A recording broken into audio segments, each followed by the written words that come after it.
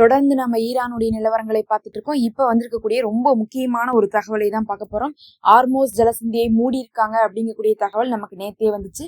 2-3 நாட்களுக்கு முன்னாடி இருந்தே சொல்லப்பட்டாலும் சரி, தீவிரமாக என்ன பண்ண ஆரம்பிச்சாங்கன்னா தாக்குதல் நடத்த ஆரம்பிச்சது நேத்துல இருந்துதான்.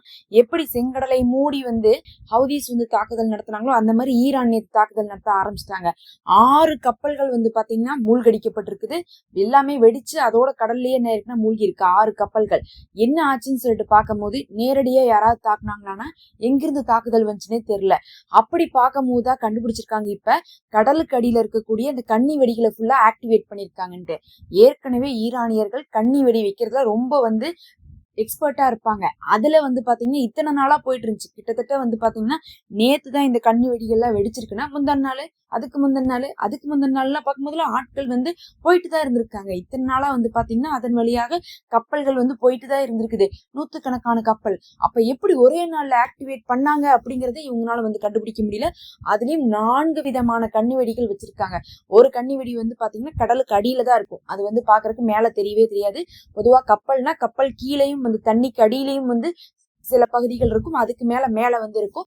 அதனால அது கீழே டச் ஆனதுமே வெடிக்கிற மாதிரி என்ன பண்ணிருக்காங்க, கடலுக்கு அடியில இருக்கக்கூடிய கன்னி வெடிகள் வச்சிருக்காங்க. 2வது விதம் பாத்தீங்கன்னா கடல்ல மிதக்கக்கூடிய கன்னி வெடிகள் வச்சிருக்காங்க. அது பாக்குறதுக்கு பால் மாதிரி மிதந்துகிட்டே இருக்கும். அதாவது தண்ணி மேல மிதந்துகிட்டே இருக்கும், ஒரு இடத்துல நிக்கவே நிக்காது, மிதந்துகிட்டே இருக்கும். கப்பல் பட்ட உடனே வெடிச்சிரும். அப்ப ஏதாவது ஒண்ணு படுது அப்படின்னா அது மேல வெடிக்கிறதுக்காக அப்படி ஒரு கன்னி வெடிகள். 3வது வகை என்ன வச்சிருக்காங்கன்னு பாத்தீங்கன்னா இது மேக்னெட் மாதிரி. அதாவது அது ஒரு ஓரமா தான் இருந்துட்டு இருக்கும்.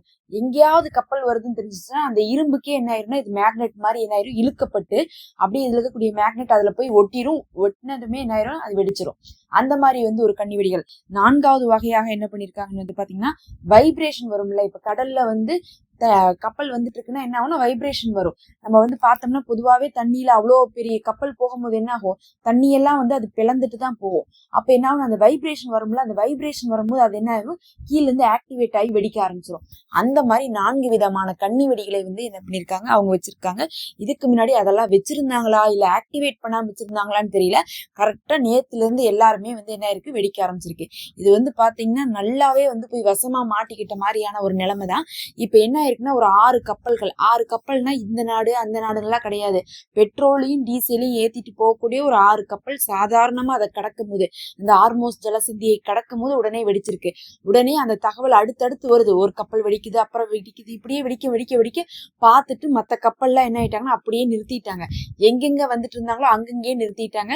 இப்ப அந்த வழித்தடம் இருக்கு பாருங்க, ஆர்மோஸ் ஜலசந்தி வழித்தடம். அது பாத்தீங்கன்னா அவ்வளவு பெரிய கிலோமீட்டர்ல இருக்கக்கூடிய அந்த கடல் கரெக்டா ஆர்மோஸ் ஜலசந்தி வரும்போது என்ன ஆகும், சுருங்கும். ஏன்னா 2 பக்கம் மலைகளா அந்த கரெக்டா அந்த ஒரு இடம் பாத்தீங்கன்னா பாக்குறதுக்கு ஒரு சந்து மாதிரியான ஒரு இடமா இருக்கும். அவ்வளவு பெரிய கடல், ஆனா அந்த சந்துல பூந்து வெளியே வர்ற மாதிரி இருக்கும். அப்ப அந்த சந்துல அந்த இடம் தான் ஈரானுடைய கட்டுப்பாட்டுல இருக்கு. அந்த இடத்துலதான் கன்னி வெடி வச்சிருக்காங்க. இப்ப அந்த வழியா வர்றதெல்லாம் தான் வெடிக்குதுங்கிறதுனால உடனே கப்பலை எல்லாத்தையும் ஆஃப் பண்ணி நிறுத்திட்டாங்க. நிறுத்தின கப்பல்லாம் இப்ப எங்க இருக்குன்னா மிதந்துட்டு இருக்குது. அந்தந்த இடத்துல வேண்டாம், இந்த இடத்துக்கு போகாதீங்க, வெடிக்குது அப்படின்னு சொல்லிட்டு நிறுத்திட்டாங்க. இப்ப நிறுத்தின உடனே என்ன இருக்குன்னா இந்த இன்சூரன்ஸ் கம்பெனிக்காரங்களா இருப்பாங்க பாருங்க, நாங்கெல்லாம் காசு கொடுக்க மாட்டோம், ஏன்னா இது யதார்த்தமான ஒரு ஆக்சிடென்ட் கிடையாது, போர் தான். அதனால நீங்க போய் என்ன பண்ணாதீங்க, போகக்கூடாது. இதுல வெடிச்ச 6 கப்பலுக்கும் காசு கொடுக்க மாட்டோம், இனிமேல் எது வெடிச்சாலும் கொடுக்க மாட்டோம்ட்டாங்க.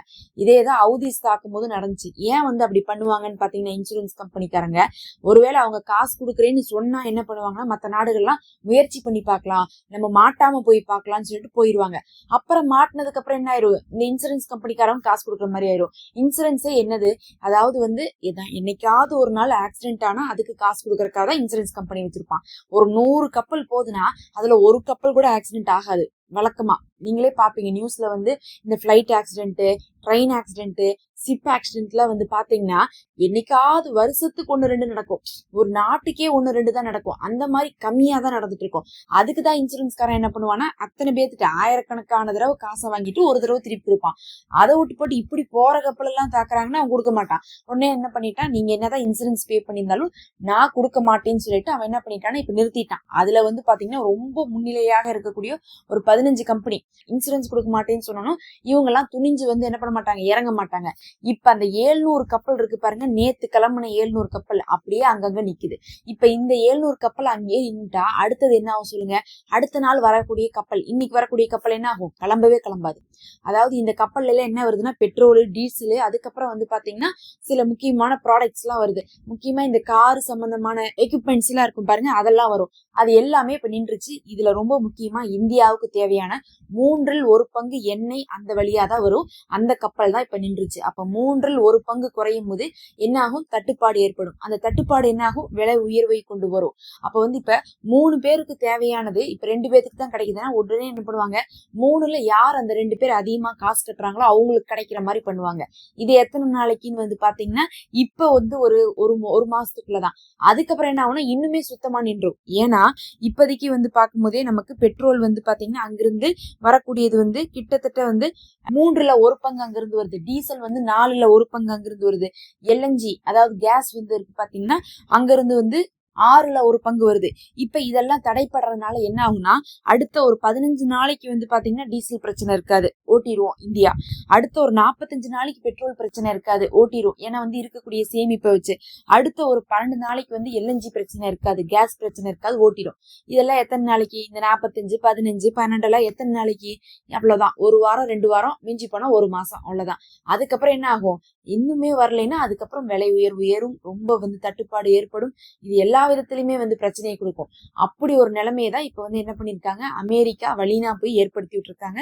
இது வந்து ஆரம்பிச்சது என்னமோ அமெரிக்காவா இருக்கலாம், ஈரான் வந்து பக்கத்தால் இருக்கக்கூடிய அண்டை நாடுகளை அடிக்கிறதா இருக்கலாம்.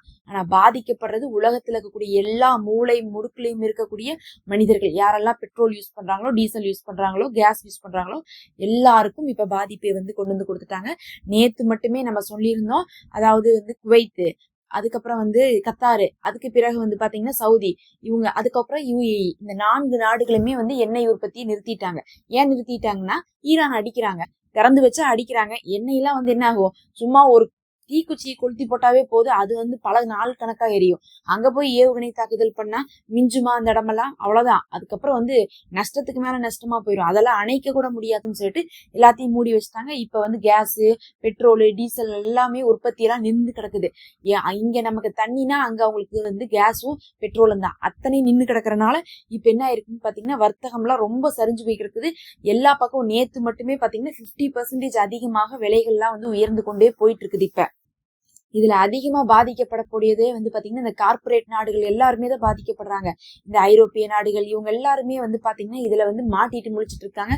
உடனே சமாதானத்துக்கு வாங்கன்னு கூப்பிடுறாங்க. ஆனா இந்த அமெரிக்கா வந்து பாத்தீங்கன்னா ஆல்ரெடி அந்த வெனிசுலால இருக்கக்கூடிய ஆயில் ஃபேக்டரி அந்த இதெல்லாம் வந்து ஃபுல்லா கையகம் படுத்திட்டாங்க. ஒரு 15 நாளைக்கு முன்னாடி நம்ம பார்த்திருப்போம்.